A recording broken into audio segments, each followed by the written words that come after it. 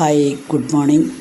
ത്വമേവ മാതാ ച പിതാ ത്വമേവ ബന്ധുശ്ച സഖാ ത്വമേവ വിദ്യാ ദ്രവിണം ത്വമേവ സർവം മമ ദേവദേവ.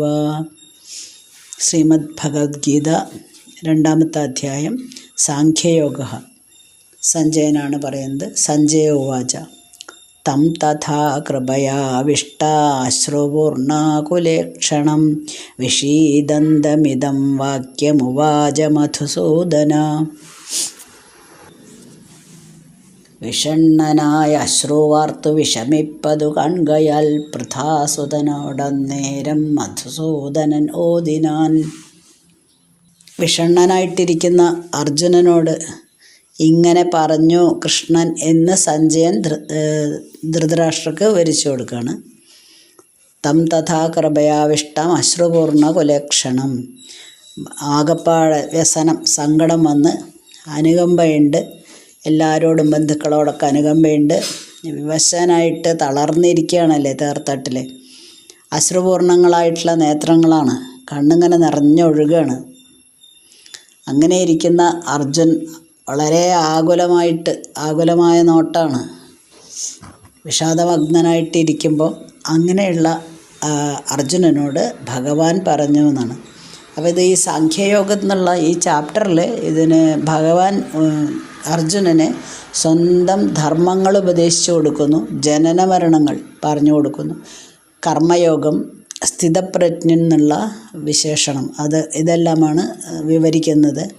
അപ്പോൾ ഇവിടെ നേരത്തെ നമ്മൾ പറഞ്ഞ പോലെ വളരെ സങ്കടപ്പെട്ടിരിക്കുന്ന അർജുനനോടാണ് ശ്രീകൃഷ്ണൻ പറയുന്നത് എന്ന് സഞ്ജയൻ പറയുന്നു. ഇനി ഭഗവാൻ എന്താ പറയുന്നതെന്ന് നോക്കാം. ശ്രീ ഭഗവാൻ ഉവാച കുതസ്ത്വാ കശ്മലമിദം വിഷമേ സമുപസ്ഥിതം അനാര്യജുഷ്ടമസ്വർഗ്യ അകീർത്തികരമർജുന. വിഷമിപ്പിക്കുമീ ചിന്ത ഒഴിവാക്കിയിടു അർജുന, ആര്യന്മാർക്കിതു ചേരില്ല, പേരുപോലും കളഞ്ഞിടും. ഭഗവാൻ അർജുനൻ്റെ വാക്കുകൾ കേട്ടിട്ട് അർജുനന് ചെറിയൊരു ബൂസ്റ്റർ ഡോസ് കൊടുക്കുകയാണ്. അതായത് അർജുനന് ബൂസ്റ്റർ ഡോസ് കൊടുക്കുക എന്ന് പറഞ്ഞാൽ മോനെ വാ സാരില്ല എന്ന് പറഞ്ഞ് എണീപ്പിക്കുകയല്ല, അർജുനൻ്റെ ഒരു കൊട്ടും കൂടെ കൊടുക്കുകയാണ്. നീ എന്താ ഇങ്ങനെയെന്നുള്ള ഒരു ശാസനാരൂപം കൂടെ കൊടുക്കുകയാണ്. അങ്ങനെ കൊടുത്തിട്ട് എഴുന്നേൽപ്പിക്കാനുള്ള ഒരു ശ്രമമാണ്. അപ്പോൾ ഇത് നിൻ്റെ പ്രവൃത്തികൾ അനാര്യജുഷ്ടം അസ്വർഗ്യം അകീർത്തികരം എന്നാണ് പറയണത്. ശ്രേഷ്ഠന്മാർക്ക് ചേരാത്തതാണ്, നിനക്ക് സ്വർഗത്തിലേക്കുള്ള പാതയെ തടയുന്നതാണ്, അകീർത്തികരമാണ്. എന്താണ് നീ ഇങ്ങനെ ആയിപ്പോയി എന്നാണ്. അപ്പോൾ ശരിക്കും ഒരു ശാസനാരൂപത്തിലോ അല്ലെങ്കിൽ എന്താ നിനക്ക് പറ്റിയതെന്ന് ചോദിക്കുകയാണ്. ശാസിക്കുകയല്ല, എന്നാലും എന്താ നിനക്ക് പറ്റിയതെന്ന് ശാസിക്കുകയാണ്.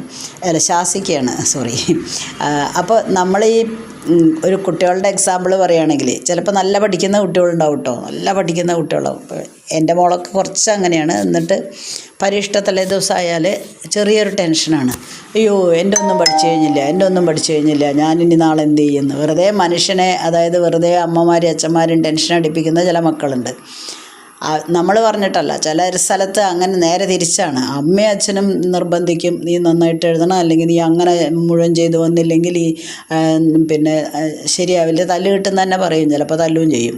എത്രയോ അങ്ങനത്തെ പാരൻസും ഉണ്ട് കേട്ടോ. 100 കിട്ടിയിട്ടുണ്ടോ ഇല്ലേ, അല്ല 99 പോയോ 98 പോയോ, എന്നാൽ പൂരമായിട്ട് ഉള്ള അടി വീട്ടിൽ നിന്ന് കിട്ടുന്ന അങ്ങനെയുള്ള കുട്ടികളും ഉണ്ട്. അപ്പോൾ അത് നമ്മൾ പാസ്റ്റ് ഈസ് പാസ്റ്റിൽ എഴുതി കഴിഞ്ഞു, പിന്നെ അതിനെപ്പറ്റി നമ്മളൊന്നും ചിന്തിച്ചിട്ട് യാതൊരു കാര്യവുമില്ല. തെറ്റിപ്പോയി അത്രയേ ഉള്ളൂ. പക്ഷേ ഇങ്ങനെ എല്ലാം പഠിച്ച് മിടുക്കരായിട്ടുള്ള കുട്ടികൾ തലേ ദിവസമൊക്കെ വന്നിരുന്ന് അയ്യോ എൻ്റെ ഒന്നും പഠിച്ചു കഴിഞ്ഞില്ല എന്ന് പറയുമ്പം നമ്മൾ ചെറുതായിട്ട് അവർക്കൊരു ബൂസ്റ്റർ ഡോസ് കൊടുക്കണം, ജസ്റ്റ് ഒന്ന് ബൂസ്റ്റ് ചെയ്യണം. അപ്പോൾ അവരെ എങ്ങനെ പ്രോത്സാഹിപ്പിക്കണം? അയ്യേ നീ എന്താ ഇങ്ങനെ പറയുന്നത്, നീ ഇത്രയും കാലത്തെ പരീക്ഷയിലൊക്കെ വളരെ നല്ല മാർക്ക് മേടിച്ച് ഇതുവരെ നീ തോറ്റുണ്ടോ? ഇതുവരെ നിനക്ക് എപ്പോഴെങ്കിലും മാർക്ക് കുറഞ്ഞിട്ടുണ്ടോ? പിന്നെ എന്താണ് അവസാന നിമിഷം ഇങ്ങനെ പറ്റിയത്? നീയല്ലേ, നീ ചെയ്തതെല്ലാം നീ തന്നെയല്ലേ, പിന്നെന്താ, നിനക്ക് കഴിവുണ്ടല്ലോ, നിനക്ക് എന്തായാലും പറ്റും, ഷുവർ, നിനക്ക് 100% നിനക്ക് ചെയ്യാൻ കഴിയും എന്നൊരു ഉറപ്പ് നമ്മൾ പാരൻസ് കൊടുക്കുകയാണെങ്കിൽ അതിനെ പറ്റിയിട്ട് നീ ദുഃഖിക്കുകയേ വേണ്ട. ഇത്രയും കാലം നീയല്ലേ ചെയ്തേ, അപ്പോൾ പിന്നെ നിനക്ക് എന്താ കഴിയായ്മ, നിനക്ക് എന്തായാലും കഴിയും എന്നൊക്കെ പറഞ്ഞ് നന്നായിട്ടൊന്ന് ബൂസ്റ്റ് ചെയ്താൽ ആ കുട്ടിക്ക് ആ പരീക്ഷയുടെ പേടി പോവും. ഇവിടെയും ചിലപ്പോൾ ഈ അമ്മമാർ വന്ന് കുട്ടികളെ കൊണ്ടാക്കുമ്പോൾ പറയലുണ്ട്, ടീച്ചറെ പേടിയാണ് അധികം, എല്ലാം അറിയാം, അവിടെ എത്തി എല്ലാം തെറ്റിക്കും, പേപ്പർ കണ്ടാൽ എല്ലാം തെറ്റിക്കും. ഞാൻ പറഞ്ഞു ഇങ്ങോട്ട് വിട്ടോ, കുഴപ്പമില്ല, മാത്സ് പഠിപ്പിക്കുന്നതിന് വരെ ഞാൻ കുറച്ച് ബൂസ്റ്റ് ചെയ്ത് വിടാം, പിന്നെ അവർക്ക് പേടിയൊന്നും ഉണ്ടാവില്ല. അതപ്പോൾ കഴിഞ്ഞ് മിനിഞ്ഞാന്നും കൂടെ ഒരു കുട്ടി വന്നു. അപ്പോൾ അമ്മ പറയണത് പിന്നെ ടീച്ചറെ ഫുള്ള് പേടിയാണ് കുട്ടിക്ക്. ഞാൻ പറഞ്ഞു ട്യൂഷനൊന്നും ഞാൻ എടുക്കുന്നില്ല, ഇപ്പോൾ തൽക്കാലം ആ കുട്ടിക്ക് ട്യൂഷൻ എടുക്കുന്നില്ല, ക്ലാസ് വേറെയാണ്, പക്ഷേ ഞാൻ വേണമെങ്കിൽ ബൂസ്റ്റ് ചെയ്ത് വിടാം, നിങ്ങൾ 2 ആഴ്ച ഞായറാഴ്ച അങ്ങോട്ട് വിട്ടാൽ മതി, ഞാൻ 2 മണിക്കൂർ ആ കുട്ടിയോട് സംസാരിക്കാം, പിന്നെ ആ കുട്ടിക്ക് മാത്സിനോട് ഒരു പേടി എന്ന് പറയുന്ന സംഭവം ഉണ്ടാവില്ല എന്ന്. അങ്ങനെ നമ്മൾ ബൂസ്റ്റ് ചെയ്യുന്ന പോലെ അർജുനനെ ഒന്ന് ബൂസ്റ്റ് ചെയ്യാണ്. നീ എന്താണ് കാണിക്കുന്നത് അവസാന നിമിഷം, എന്താണ് ഇത്ര യുദ്ധങ്ങൾ നീ ചെയ്തിട്ടുണ്ട്, എത്രയോ യുദ്ധങ്ങൾ ചെയ്തിട്ടുണ്ട്, ശത്രുക്കൾക്കൊക്കെ നിന്നെ കണ്ടാൽ തന്നെ പേടിയാണ്, അങ്ങനെയുള്ള നീ ഇപ്പോൾ മൗഢ്യത കാണിക്കുകയാണോ? അപ്പോൾ എന്താണ് ഇപ്പം നിനക്ക് പറ്റിയത്? ഒരു ഈ അർജുന, യുദ്ധം ചെയ്യേണ്ട ഒരു അവസരമല്ലേ ഇത്? ഇങ്ങനെ കൊള്ളരുതാത്ത വിചാരങ്ങൾ നിനക്ക് എവിടുന്നാണ് ഉണ്ടായത്? ഇതൊന്നും നല്ല ശ്രേഷ്ഠനായിട്ടുള്ള വില്ലാളി വീരനായിട്ടുള്ള അർജുനനൊന്നും ചേർന്നതേ അല്ല. നിന്നെ പലതരത്തിലും ഇത് വിഷമിപ്പിക്കും, കാരണം ഇത് അകീർത്തികരമാണല്ലോ. അപ്പം മനോവിഷമൊന്നും വേണ്ട, വിഷമമൊക്കെ മനസ്സിലെ വിഷമമൊക്കെ കളഞ്ഞിട്ട് നീ യുദ്ധത്തിന് തയ്യാറാവുക എന്നാണ് പറയുന്നത്. എന്താ വെച്ചാൽ അകീർത്തി ഉണ്ടാക്കും. നീ ഇപ്പോൾ നീത്തിന് പോയില്ല എന്ന് വിചാരിക്കുക, അപ്പോൾ ഇത്രയും ആൾക്കാരെന്താ പറയുക, ചുറ്റുമുള്ള ആൾക്കാർ മുഴുവൻ പറയും നീ ഇത്രയും കാലം ജയിച്ചത് മുഴുവനും എന്തൊക്കെയോ കള്ളത്തരം കാണിച്ച് ജയിച്ചതാണ്, അവന് ധൈര്യമൊന്നുമില്ല എന്ന്, നീ പേടിച്ചോടുകയാണെന്ന് പറയും. അപ്പം നിനക്ക് സ്വർഗത്തിലേക്കുള്ള ഗതി തന്നെ നഷ്ടപ്പെടുകയാണ്. കാരണം സ്വധർമ്മം ചെയ്യണം, ഈ ധർമ്മം ചെയ്തിട്ടില്ലെങ്കിൽ അത് നിന്നെ എഫക്റ്റ് ചെയ്യും. നമ്മുടെ ധർമ്മം നമ്മൾ ചെയ്യേണ്ടതാണ്. ആ ധർമ്മം നീ ചെയ്തിട്ടില്ലെങ്കിൽ നിൻ്റെ സ്ഥാനം സ്വർഗമായിരിക്കില്ല, നരകമായിരിക്കും. അപ്പോൾ അതെല്ലാം നിന്നെ എഫക്റ്റ് ചെയ്യും. പിന്നെ നീ എന്താണ് ഇങ്ങനെ ചെയ്യുന്നത്, ഈ അവസാന നിമിഷം നീ ഇങ്ങനെ ചെയ്തത് തീരെ ശരിയായില്ല എന്ന് ഭഗവാൻ ഉപദേശിക്കുകയാണ്. ഇങ്ങനത്തെ ഒരു അവസ്ഥ എവിടുന്നാണ് നിൻ്റെ തലയിൽ ഇങ്ങനൊരു അവസ്ഥ വന്നു ചേർന്നത് എന്ന്.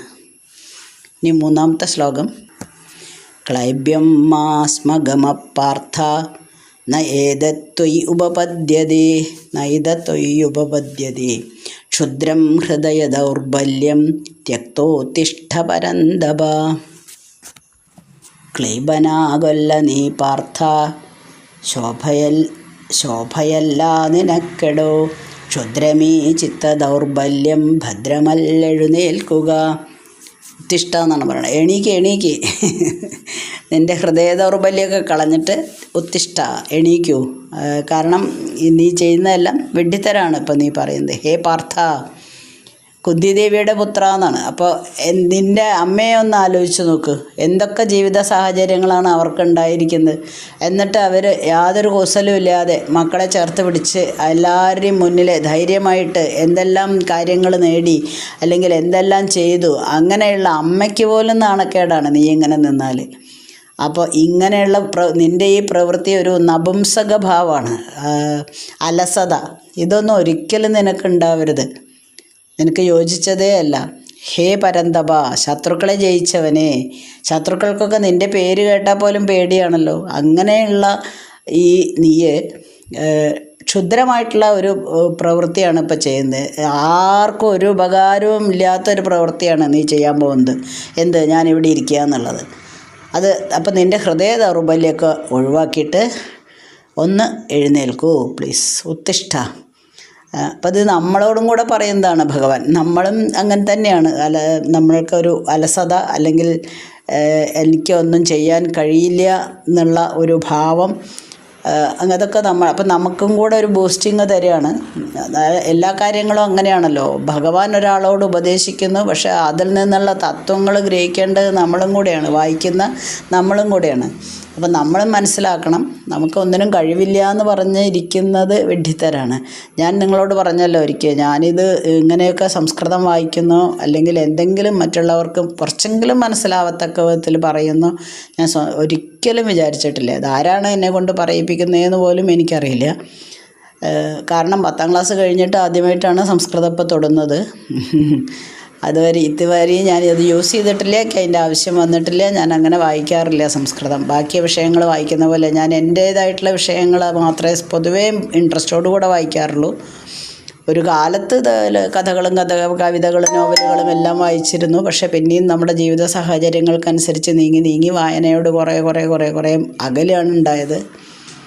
അപ്പോൾ നമുക്ക് ഒന്നിനും കഴിവില്ല എന്നുള്ള ഒരു കാര്യം നമ്മൾ ഒന്ന് വിട്ട് നമുക്ക് എല്ലാറ്റിനും കഴിയും. കുട്ടികളെ ബൂസ്റ്റ് ചെയ്യുന്ന അതേപോലെ തന്നെ ഭഗവാൻ നമ്മളെയും കൂടെ ബൂസ്റ്റ് ചെയ്യുകയാണ് ചെയ്യുന്നത്. അപ്പോൾ അങ്ങനെ അർജുനനെ ഉപദേശിക്കുകയാണ്. എണീറ്റോ നമുക്ക് തുടങ്ങാം. നീയെ ചുണയില്ലാത്തവനാവരുത് ദയവ് ചെയ്തിട്ട്, ഇത് നിനക്ക് യോജിച്ച കാര്യമേ അല്ല എന്ന്. അപ്പോൾ അതിന് മറുപടിയായിട്ട് 4ാമത്തെ ശ്ലോകത്തിൽ അർജുനൻ പറയാണ്, കഥം ഭീഷ്മമഹം സംഖ്യേ ദ്രോണം ച മധുസൂദന ഇഷുഭി പ്രതിയോത്സ്യാമി പൂജാർഹ അരിസൂദന. 4ാമത്തെ ശ്ലോകം ആചാര്യനാം ദ്രോണരെയും പൂജാർഹൻ ഭീഷ്മനെയുമേ അടരിൽ ബാണജാലത്താൽ അടിയേൽപ്പിക്കുന്നതെങ്ങനെ. അപ്പം ഇപ്പം അർജുനന് നേരത്തെ കഴിഞ്ഞ ശ്ലോകത്തിൽ എന്താ പറഞ്ഞത്? ഞാൻ എന്തായാലും ഇതെല്ലാം താഴെ വെച്ചു, ഞാൻ ഇനി ഒരു യുദ്ധത്തിനും ഇല്ല എന്നും പറഞ്ഞ് നിശ്ചയിച്ച് തൻ്റേതായിട്ടുള്ള ഒരു ശൗര്യമൊക്കെ കാണിച്ച് ആരുടെ ഉപദേശം എനിക്ക് വേണ്ട, ഞാനിതാ യുദ്ധം ചെയ്യുന്നില്ല എന്ന് പറഞ്ഞിരുന്ന ആൾക്ക് കുറച്ച് മനസ്സൊക്കെ മാറിയിട്ടോ. ആ കുറച്ച് മനസ്സ് മാറിയിട്ട് ഭഗവാനോടൊന്ന് ചോദിക്കാമെന്നായി ഒരു സമ്മതം. എന്താ ഞാൻ ചെയ്യേണ്ടത് ഭഗവാനെ എന്ന് ചോദിക്കാം എന്നുള്ള ഒരു ആറ്റിറ്റ്യൂഡ് വന്നിട്ടുണ്ട്. അപ്പോൾ നമ്മൾക്ക് അങ്ങനെ അതേപോലെ തന്നെ നമ്മളും എല്ലാ നല്ല കാര്യങ്ങൾ ചെയ്യുമ്പോഴും നമുക്ക് അത് പറഞ്ഞു തരാൻ പറ്റുന്ന ആൾക്കാരുണ്ടെങ്കിൽ അവരുടെ ഉപദേശമൊക്കെ തേടുന്നത് നല്ല കാര്യമാണ്. ആദ്യം തന്നെ എന്താ പറയുക, ഞാനിങ്ങനെ ചെയ്യാൻ പോകണമെന്ന് പറഞ്ഞ് എടുത്തു ചാടി പ്രവർത്തിക്കുമ്പോൾ ഒന്ന് ആലോചിക്കുന്നത്, ഒന്നുമില്ലെങ്കിൽ സ്വന്തം മനസ്സിനോട് ആലോചിക്കുക, അല്ലെങ്കിൽ അതിന് തക്കതായിട്ടുള്ള ആൾക്കാരുണ്ടെങ്കിൽ അവരോട് ആലോചിക്കുക. അപ്പം അങ്ങനെ ഭഗവാനോട് ചോദിക്കാമെന്നായി. ഹേ മധുസൂദന, ഹേ അരിസൂദന എന്നൊക്കെയാണ് വിളിക്കുന്നത്. എന്താണ് പറയുന്നത്? ഭീഷ്മദ്രോണാദികളോട് ഞാൻ എങ്ങനെയാണ് യുദ്ധം ചെയ്യുക? അവരൊക്കെ പൂജിക്കപ്പെടേണ്ടവരാണ് അല്ലേ? അപ്പം അങ്ങനെയുള്ള ആൾക്കാരോട് എനിക്ക് ഞാൻ എങ്ങനെ യുദ്ധം ചെയ്യുക? ഒന്ന് പറഞ്ഞു തരൂ ഭഗവാനെ, ഇതൊക്കെ ശരിയാണോ എന്നാണ് ചോദിക്കുന്നത്. അപ്പോൾ അവിടെ ഭഗവാനെ മധുസൂദന അരിസൂദന എന്നൊക്കെ വിളിക്കുന്നത് എന്താ വെച്ചാൽ, ഭഗവാനും ധാരാളം അസുരന്മാരെ കൊന്നിട്ടുണ്ടല്ലോ. അപ്പോൾ ആ അസുരന്മാരെ കൊന്നത് ഭഗവാന്റെ ബന്ധുക്കളല്ലല്ലോ, അതുകൊണ്ട് കൊന്നതല്ലേന്ന് അങ്ങനെ വ്യംഗ്യമായിട്ട് ചോദിക്കുന്നില്ല, നേരിട്ട് ചോദിക്കുന്നില്ല എന്നാലും. പക്ഷേ ഇതൊക്കെ എൻ്റെ ബന്ധുക്കളാണ്, എൻ്റെ ഗുരുവാണ്, എൻ്റെ മുത്തശ്ശന്മാർക്ക് തുല്യരാണ്, എൻ്റെ ഗുരുനാഥന്മാരാണ്, എന്നെ പഠിപ്പിച്ചവരാണ്, ആയുധകലകളെല്ലാം പഠിപ്പിച്ചവരാണ്, അവരെ ഞാൻ പൂജിക്കുകയാണ് ചെയ്യേണ്ടത്. അപ്പോൾ അങ്ങനെ ആവുമ്പോൾ ഞാൻ അവരെ പൂജിക്കുകയാണോ ചെയ്യേണ്ടത്, അതോ ഇപ്പോൾ യുദ്ധം ചെയ്യുകയാണോ ചെയ്യേണ്ടത്? അവരെല്ലാം വളരെയധികം മാനിക്കപ്പെടേണ്ടവരാണ്. അങ്ങനെയുള്ള സന്യാസശ്രേഷ്ഠന്മാരെ അവഹേളിക്കുന്നതിന് തുല്യമായിരിക്കില്ലേ ഞാനിങ്ങനെ ചെയ്യുന്നത്? എന്നെ വളർത്തിക്കൊണ്ടുവന്നത് മുഴുവനും അവരാണ്. അങ്ങനെയുള്ള ഗുരുശ്രേഷ്ഠന്മാരെ ഞാൻ ഇങ്ങനെ യുദ്ധം ചെയ്ത് തോൽപ്പിക്കുന്നത് ശരിയാണോ എന്നാണ് അർജുനൻ ചോദിക്കുന്നത്. അപ്പോൾ നമ്മുടെയും അങ്ങനെ തന്നെയാണ്. നമ്മൾ ഇങ്ങനെ ഇതുപോലെ സംശയം ചോദിക്കുന്നത് നല്ലതാണ്. നേരത്തെ ഞാൻ പറഞ്ഞല്ലോ, ആരോടെങ്കിലും എന്തെങ്കിലും കാര്യങ്ങൾ നമ്മൾ ചെയ്യുമ്പോൾ എന്ത് ചെയ്യണം ഭഗവാനേന്ന് നമ്മൾ ചോദിക്കുമ്പോൾ അത് ഭഗവാനിലേക്ക് എത്തുകയാണെങ്കിൽ ഭഗവാൻ അത് ഏറ്റെടുത്തോളും. ഭഗവാൻ പറഞ്ഞു തന്നോളും നിങ്ങളെന്താണ് ചെയ്യേണ്ടതെന്ന്. അടുത്ത നിമിഷം അല്ലേ, എപ്പോഴും നമുക്ക് പ്രതിസന്ധികൾ വരാറുണ്ട്. അപ്പം നമ്മളിങ്ങനെ എന്ത് ചെയ്യണം ഭഗവാനേന്ന് ആലോചിച്ച് നിൽക്കുമ്പോൾ ഭഗവാൻ തന്നെ അതിനൊരു ഉത്തരം തരും. 5ാമത്തെ ശ്ലോകം ഗുരൂന ഹത്വാ ഹി മഹാനുഭാവാൻ ശ്രേയോ ഭോക്തും വൈക്ഷ്യമപീഹ ലോകേ ഹത്വാർത്ഥം ഗാം അസ്തു ഗുരു ഇഹൈവ ഭുഞ്ജീയ ഭോഗാൻ രുധിരപ്രദിഗ്ധാൻ. ഈ ആചാര്യന്മാരെയൊക്കെ വധിച്ചിട്ട്, മഹാന്മാരായിട്ടുള്ള പൂജ്യന്മാരായിട്ടുള്ള ആചാര്യന്മാരെ വധിച്ച് ഇങ്ങനെ ഒരു രാജ്യം നേടണേക്കാൾ നല്ലത് വല്ല ഭിക്ഷാടനത്തിനും പോവുകയാണ്. അവരെ കൊല്ലുകയാണെങ്കിൽ നമ്മൾക്ക് പിന്നീട് കിട്ടുന്ന ആദ്യത്തെ ശ്ലോകങ്ങളിൽ പറഞ്ഞ പോലെ പിന്നീട് കിട്ടുന്ന സുഖസൗകര്യങ്ങൾ അല്ലെങ്കിൽ സുഖങ്ങൾ മുഴുവനും പാപഭംഗിലമായിട്ട് മാറും. അതെല്ലാം പാപത്തിൻ്റെ ഒരു അംശം അതിലുള്ള പോലെ തോന്നും നമുക്ക്. അപ്പം നമുക്ക് തന്നെ അങ്ങനെ കുറ്റബോധം തോന്നും. അതുകൊണ്ട് എല്ലാം ഒന്നുമില്ലെങ്കിൽ എല്ലാം വിട്ട് ഇവർ ഭിക്ഷാന്തേഹികളായിട്ട് മാറാം. അല്ലെങ്കിൽ ഇവരെ കൊല്ലണം. കൊന്നിട്ട് നമുക്ക് രാജ്യം നേടിയിട്ട് ഒന്നും തന്നെ കിട്ടാനില്ല എന്നാണ് ചോദിക്കുന്നത്. അർജുനൻ ചോദിക്കുകയാണ് ഭഗവാനോട്. അങ്ങനെ ചോര പുരണ്ട ഒരു സുഖം, അതായത് പാപഭംഗിലമായിട്ടുള്ളൊരു സുഖം എനിക്ക് വേണ്ട എന്നാണ് പറയുന്നത്. ഗുരുത്തമേലുന്നിവരെ ഹനിക്കാതിരിക്ക നല്ലൂ ഭുവനത്തിനെങ്ങും ഹനിച്ചു ചോരക്കുരുതിക്കളത്തിൽ ഗണിക്കയോ സൗഖ്യമശിപ്പതിനായി. ഒരു സൗഖ്യത്തിന് വേണ്ടിയിട്ട് നമ്മളിങ്ങനെ ചെയ്യുന്നത് വളരെ തെറ്റല്ലേ എന്ന് അർജുനൻ ചോദിക്കുകയാണ്. കാരണം ഗുരുജനങ്ങളെ കൊന്നിട്ടുള്ള ചോര പുരണ്ട സുഖാനുഭവങ്ങളൊന്നും എനിക്ക് വേണ്ട. എനിക്കിതിൽ യാതൊന്നും എന്നെ ആകർഷിക്കുന്നില്ല ഈ യുദ്ധത്തിൽ. അതുകൊണ്ട് എന്നോട് യുദ്ധം ചെയ്യാൻ ദയവ് ചെയ്തിട്ട് ആവശ്യപ്പെടരുത്. എൻ്റെ മനസ്സിൽ തോന്നുകയാണ് ഇങ്ങനെ വേണ്ട എന്ന്. അതുകൊണ്ടാണ് ഞാൻ ഇതികർത്യവിതാമൂഢനായിട്ട് ഇങ്ങനെ ഇരിക്കുന്നതെന്ന്. വേറെ എന്തെങ്കിലും മാർഗമുണ്ടോ പ്ലീസ്? അങ്ങനെ വേറെ എന്തെങ്കിലും മറ്റു മാർഗങ്ങൾ എന്തെങ്കിലും ഉണ്ടെങ്കിൽ എനിക്കൊന്ന് പറഞ്ഞു തരൂ. ഇത് വേണ്ട, യുദ്ധം വേണ്ട. ധർമ്മമാർഗത്തിൽ നിന്നും വ്യതിചലിക്കാതെ മറ്റേത് മാർഗങ്ങൾ വേണമെങ്കിലും ഞാൻ സ്വീകരിച്ചോളാം എന്നാണ് അർജുനൻ ഭഗവാനോട് പറയണത്. അപ്പോൾ അറ്റ്ലീസ്റ്റ് ചോദിക്കാനുള്ളൊരു മനസ്ഥിതിയെങ്കിലും ഇവിടെ കാട്ടി. കഴിഞ്ഞ ദശകത്തിലത്തെ പോലെ ഉറപ്പിച്ച ഒരു തീരുമാനം എടുക്കുകയല്ല ചെയ്യുന്നത്. ഓക്കെ, അപ്പോൾ നമ്മൾ 5 ശ്ലോകങ്ങളാണ് ഇപ്പോൾ വായിച്ചിരിക്കുന്നത്. 2ാമത്തെ അധ്യായത്തിൽ അടുത്ത ദിവസം തുടരാം. ഓക്കെ. അസ്മിൻ പരാത്മന്നനുപാത്മകൽപ്പേതുമിത്തമുത്ഥാപിതപത്മയോനി അനന്തഭൂമാമരോഗരാശിം നിരുന്ധിവാദാലയ വാസവിഷ്ണു.